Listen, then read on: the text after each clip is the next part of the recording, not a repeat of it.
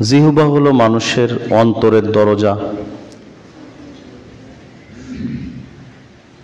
মানুষের অন্তরে কি হয় সেটা জানার আর কোনো পথ পদ্ধতি নেই, একটাই মাধ্যম, সেটা হলো জিহ্বা।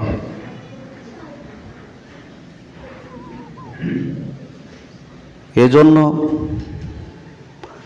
বলা হয়েছে যে যে কথা বলা এবং না বলা সমান, সে কথা না বলে চুপ থাকাই হলো সুন্নাত। কথা মানুষকে সম্মানিত করে, কথার মাধ্যমেই, এই জিহ্বার মাধ্যমে মানুষ আবার অপমানিত হয়।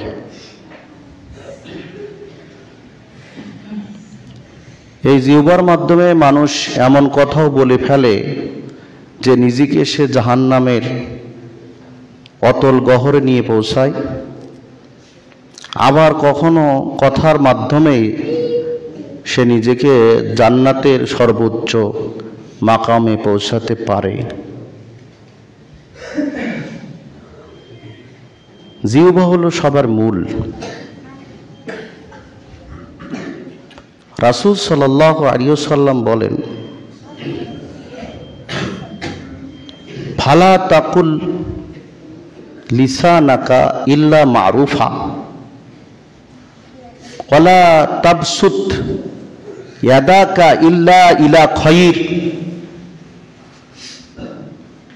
এজন্য তোমরা কথা বলার সময় ভালো কথা ছাড়া বলো না। ওয়ালা তাবসুত ইয়াদাকা ইল্লা ইলা খায়র, আর ভালো জিনিসের দিকে ছাড়া অন্য কোনো দিকে নিজের হাত বাড়িও না। তাহলে কথা বলার সময় ভালো কথা ছাড়া বলতে নিষেধ করেছেন।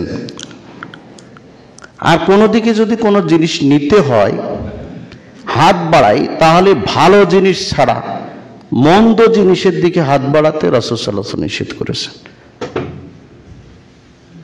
কথা, আল্লাহ রাব্বুল আলামিন বলেন, মা ইয়ালফিজু মিন কওলিন ইল্লা লাদাইহি রাকীবুন আতীদ। মানুষ মুখ দিয়ে যে কথাই উচ্চারণ করুক না কেন, তার এই কথা লিপিবদ্ধ করার জন্য, লেখার জন্য সদা প্রস্তুত প্রহরী তার কাছেই নিয়োজিত।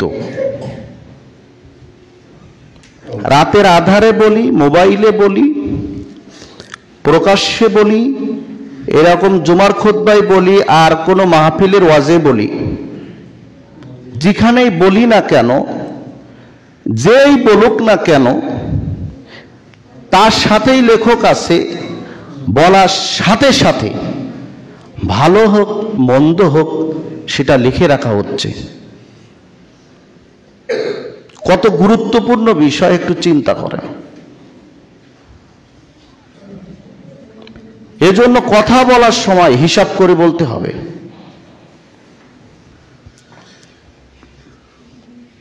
আর না হলে চুপ থাকতে হবে। আবু হুরায়রা রাদিয়াল্লাহু আনহু বলেন, রাসূল সাল্লাল্লাহু আলাইহি ওয়াসাল্লাম বলেছেন, মান কানা ইউমিনু বিল্লাহি ওয়াল ইয়াউমিল আখির, যে ব্যক্তি আল্লাহর প্রতি ঈমান আনে, বিশ্বাস স্থাপন করে এবং পরকালের প্রতি বিশ্বাস স্থাপন করে, ফাল ইয়াকুল খায়রান আও লিয়াসমুত, সেজন্য ভালো কথা বলে, আর যদি ভালো বলতে না পারে নচেৎ সে চুপ থাকে।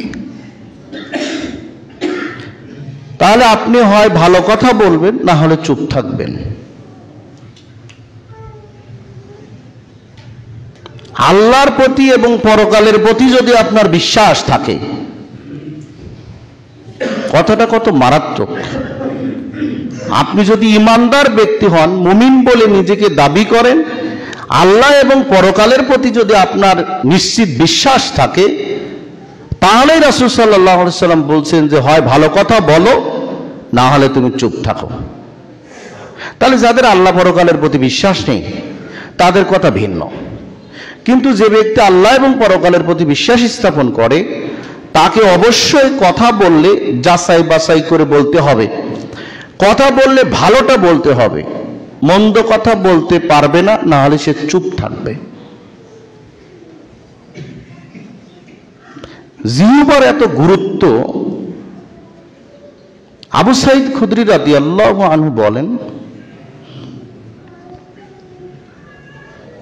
রাসূল সাল্লাল্লাহু আলাইহি সাল্লাম বলেছেন,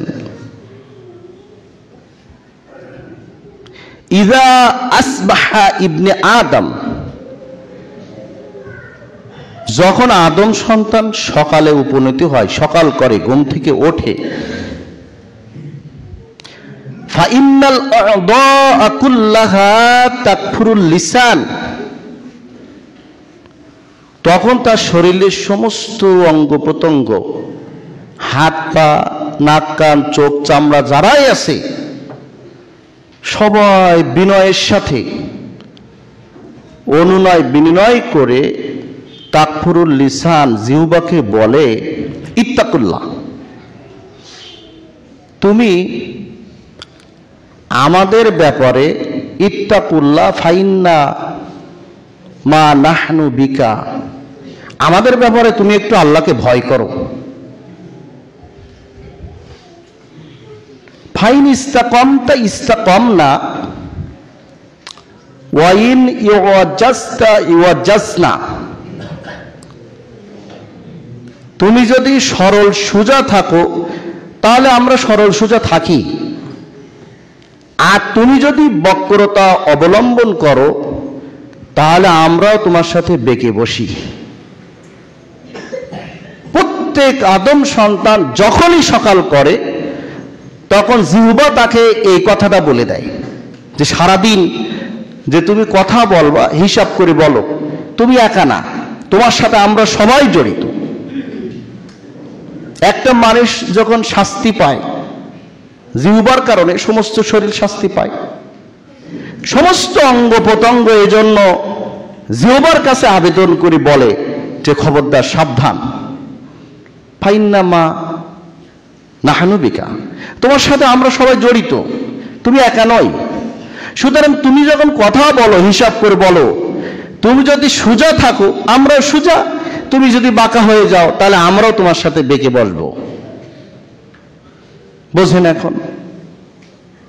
তাহলে জিহ্বা, এই জিহ্বা এমন জিনিস, জিহ্বা দ্বারাই আপনার মান মর্যাদা।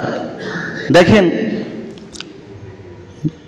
মেরাজ থেকে ফিরে এসে রাসূলুল্লাহ সাল্লাল্লাহু আলাইহি সাল্লাম যখন ঘোষণা করেছিলেন, সাহাবীদের ভিতরে শোনার পরে অনেক সাহাবী বিশ্বাস করেনি। তখন আবু বকর রাদিয়াল্লাহু আনহু জিজ্ঞাসা করেছিলেন, যে কথা তোমরা বলছো এই কথা কে বলছে? মুহাম্মদ সাল্লাল্লাহু আলাইহি সাল্লাম বলছে কিনা? তা বলছে হ্যাঁ। তাও বললাম, আমি বিশ্বাস করে নিলাম। সুবহানাল্লাহ। এই যে তার মর্যাদা বেড়ে কোথায় গেল? আবু বকর থেকে সিদ্দিক উপাধি সে পেয়ে গেল। কথা কথা যারা বিশ্বাস করলো না তারা কুফরি করলো। তাহলে এক কথায় মান মর্যাদা বেড়ে যায়, আবার একই কথা মেনে না নেওয়ার কারণে মানুষ হারায়। এই জন্য জিহ্বার কাছে সবাই আবেদন নিবেদন করে, কথা বলার সময় খুব সাবধানে বলো। সকাল তো হলো, সারাদিন তো তুমি কথা বলবা, রাতে তো ঘুমের সময় চুপচাপ, কিন্তু সকালে তো শুরু করবা। ইদা আসবাহা ইবনে আদম, এই জন্য আদম সন্তানকে তার শরীরের অঙ্গ প্রত্যঙ্গ বলে যে তোমরা কথা বলো ঠিকই, কিন্তু একটু চিন্তা ভাবনা করে বলো, তোমার সাথে আমরা আসি। তুমি সোজা থাকলে আমরা সোজা থাকি, আর তুমি যদি বেঁকে যাও আমরা বেঁকে যাই। সেই জন্য তুমি একটু চিন্তা ভাবনা করে চলিও। কিন্তু আমরা এই বিষয়টা খেয়াল করি না। এজন্য আমরা সমানে যেখানে যা বলার প্রয়োজন নেই আর যা বলার প্রয়োজন মনে করি, আমি কথা বলতে পারলেই মনে হয় আমি ফাঁস, এইরকম। আর রাজনীতিবিদদের কথাবার্তা তো বাকি রাখলাম, তাদের যে কথাবার্তা, তাহলে দেখেন, অথচ জিহ্বা বিশাল এক মানদণ্ড আপনার ঈমানের। মুআজ রাদিয়াল্লাহু আনহু থেকে বর্ণিত, তিনি বলেন যে রাসূল সাল্লাল্লাহু আলাইহি সাল্লাম বললেন, লা ইয়াস্তাকিমু ঈমানুল আবদি, কোন ব্যক্তির, কোন বান্দার ঈমান দুরুস্ত হয় না, সংশোধিত হয় না, ইসলাহ হয় না, হাত্তা ইয়াস্তাকিমা কলবি, যতক্ষণ পর্যন্ত তার অন্তর, তার কলব পরিশুদ্ধ না হয়। কোন ব্যক্তির ঈমান ততক্ষণ পর্যন্ত পরিশুদ্ধ হয় না যতক্ষণ পর্যন্ত না তার কলব পরিশুদ্ধ হয়। কলব পরিশুদ্ধ না হলে ঈমান পরিশুদ্ধ হয় না।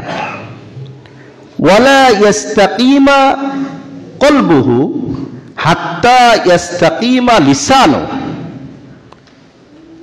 আর কলব পরিশুদ্ধ হয় না ততক্ষণ পর্যন্ত যতক্ষণ পর্যন্ত কারো জিহ্বা পরিশুদ্ধ না হয়। দেখছেন ঘুরে ফিরে কোথায়? তাহলে জিহ্বা যার পরিশুদ্ধ নেই, তার অন্তর পরিশুদ্ধ নেই, আর যার পরিশুদ্ধ নেই অন্তর, তার ঈমানও পরিশুদ্ধ নেই। ওয়ালা ইয়াদখুলু রাজুলুল জান্নাতা লা ইয়ামানু জারুহু বাওয়াইকাহু। এরপরে রাসূল সাল্লাল্লাহু আলাইহি ওয়াসাল্লাম বললেন, ওই ব্যক্তি জান্নাতে প্রবেশ করবে না যার হাত থেকে, যার জিহ্বা থেকে তার প্রতিবেশী নিরাপদ নয়। তাহলে ঘুরে ফিরে আপনার জিহ্বাই কিন্তু মূল। এই জন্য লোকমান হাকিম একজন জ্ঞানী ব্যক্তি ছিলেন। অনেক তার ঘটনা পাওয়া যায় জ্ঞানের। অন্যতম, সে একজন বাগান চৌকি দিত, আঙ্গুর ফলের বাগান। তার যারা ছিল তারা সব চুরি করে খেয়ে দিয়ে মালিকের কাছে গিয়ে তার কথা বলছে যে প্রতিদিন আঙ্গুর খেয়ে পেট ভরে বাগান ফাঁকা করে ফেলতেছে লোকমান। মালিকও খুব রেগে মেগে আসে যে আজকে লোকমান আসুক, তারপরে ধরবো। আর লোকমান হাকিম ছিলেন মূলত ঠোঁট মোটা, চ্যাপ্টা ধরনের, কিরুতদাস মতন দেখতে, তার চেহারা ছবি ছিল, বর্ণনায় পাওয়া যায়। তো গেছেন মালিকের কাছে। মালিক তো খুব রাগান্বিত, তা বলছে ঠিক আছে আমার একটু সময় দেন, আমি প্রমাণ করে দেব যে কারা আসলে খায়, এই আপনার বাগানের ফল খেয়েছে কারা, প্রমাণ করে দেব। বলছে করো। তা বলছে এখন দৌড় প্রতিযোগিতা হবে, আমিও দৌড়াবো, আমার সাথে যারা আছে আমার বদনাম করছে এরাও দৌড়াবে।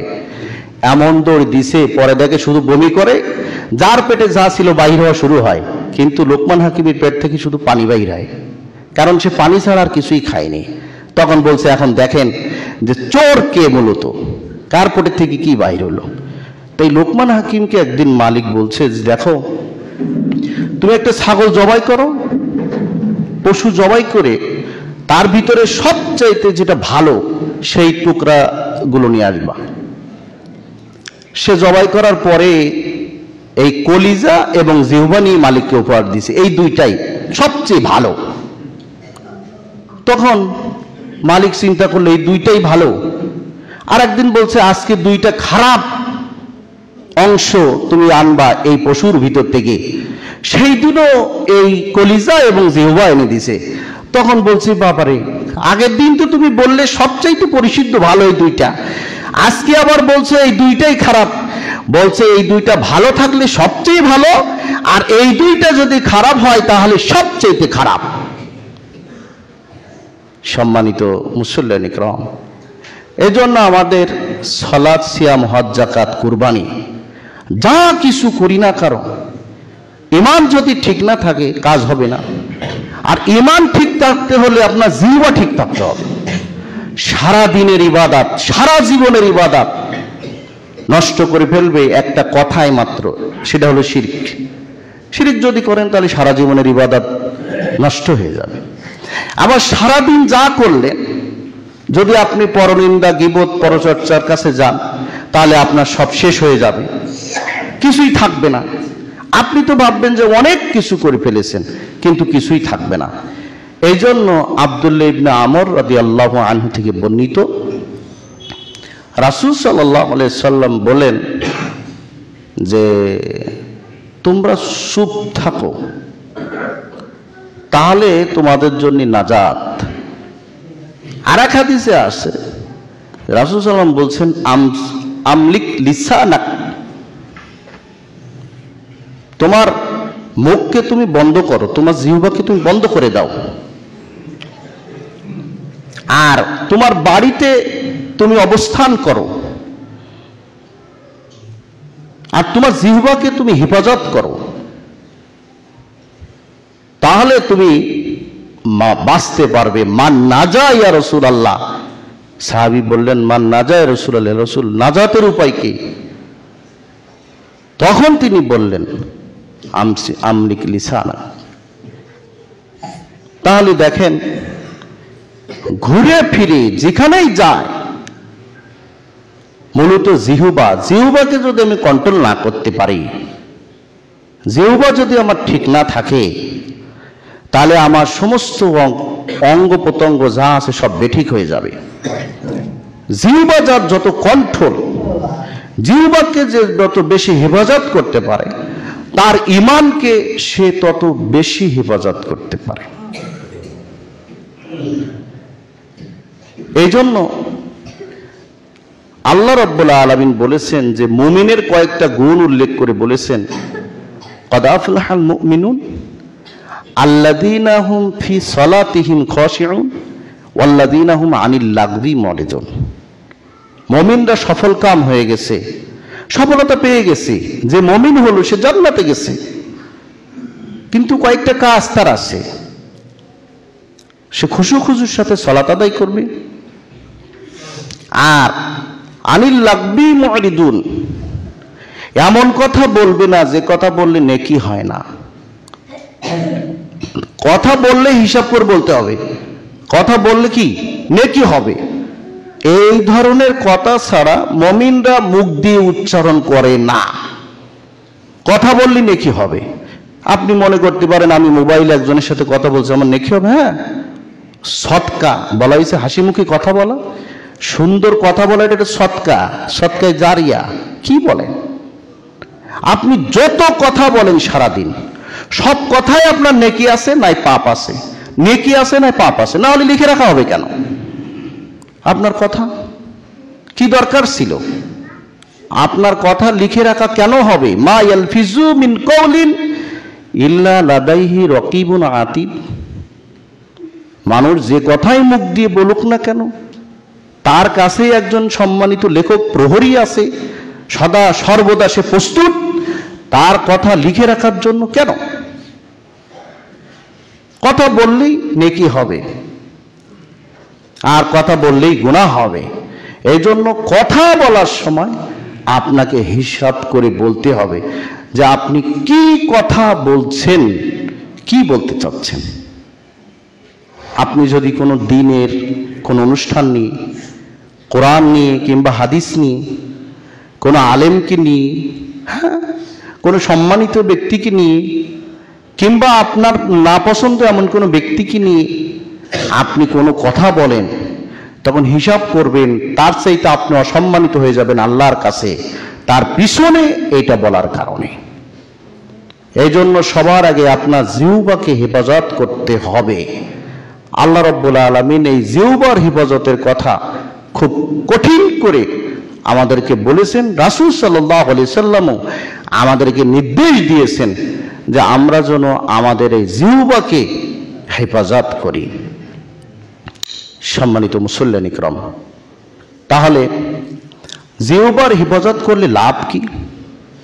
দেখেন, সালাতের পরে আমি যদি আমার জিহ্বা দিয়ে একটু সুবহানাল্লাহ সুবহানাল্লাহ 33 বার, আলহামদুলিল্লাহ 33 বার, আল্লাহু আকবার 33 বার, একবার যদি বলি লা ইলাহা ইল্লাল্লাহু ওয়াহদাহু লা শারীকা লাহু লাহুল মুলকু ওয়া লাহুল হামদু ওয়া হুয়া আলা কুল্লি শাইইন কাদির, এইটুক বললাম আমার জিহ্বা দিয়ে, আল্লাহ নবী কি বললেন যে তার জীবনের সমস্ত সগীরা গুনাহ, ছোট গুনাহ সবগুলো ক্ষমা করে দেওয়া হবে। সুবহানাল্লাহ। দেখেন তো, তাহলে কি ছোট কাজ, কিন্তু জীবনের কি অবস্থা।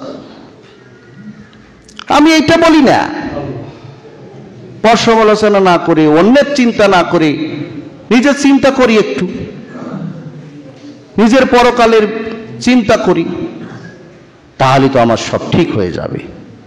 আর যদি তাই না হয়, তাহলে আমার কিন্তু বাঁচার উপায় থাকবে না। আলিয়াউমা নাখতিমু আলা আফওয়াহিহিম ওয়া তুকাল্লিমুনা আইদিহিম ওয়া তাশহাদু আরজুলুহুম বিমা কানু ইয়াকসিবুন। আগামী দিন, সেই দিন আমাদের মুখকে আল্লাহ অফ করে দিবেন। সেই দিন আমাদের হাত, পা, চোখ, চামড়া, মুখ, আমাদের শরীরের এই অঙ্গ প্রত্যঙ্গ, এগুলোই আমাদের বিরুদ্ধে কিয়ামতের দিন সাক্ষী হবে। আমরা কিন্তু সেই দিন বাঁচতে পারবো না। এজন্য আসুন, আমাদের জিহ্বাকে আমরা হেফাজত করি, এটাকে আমরা কন্ট্রোল করি, এটাকে আমরা এমনভাবে সিলগালা করি, কথা বলার আগে অবশ্যই আমি চিন্তা করব, এই কথায় আমার নেকি হবে না পাপ হবে। যদি পাপ হয় তাহলে আমি বলবো না, নেকি হয় যদি তাহলে আমি বলবো। আল্লাহ রাব্বুল আলামিন আমাদের এই জিহ্বাকে হেফাজত করার তৌফিক দান করুন, আমিন।